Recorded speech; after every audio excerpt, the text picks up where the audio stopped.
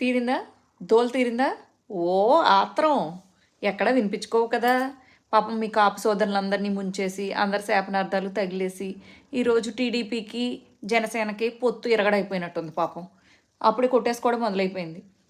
చివరిదాకా వీళ్ళ పొత్తులో ఉంటారో లేదో. లేదా ఇది పొలిటికల్ స్ట్రాటజీలో చంబాగాడిచ్చిన ఐడియాతో పవన్ గాడు రెచ్చిపోతున్నాడో కూడా చెప్పలేం. రాధాకృష్ణగాడి ఐడియాలు, రామోజీ గాడి ఐడియాలు ఇన్వాల్వ్ అయిపోయి ఏదో టికెట్లు, ఎమ్మెల్యే టికెట్ల కోసం ఆ నమ్ముకున్న ఆ ఎమ్మెల్యే క్యాండిడేట్స్ కోసం ఇలా నాటకాలు ఆడుతున్నారో కూడా తెలియట్లేదు. ఒరే పీకే, ఏదైనా కానీ నీకు ప్యాకేజ్ ఇచ్చేస్తే ఏదైనా మేనేజ్ చేసేస్తావురా.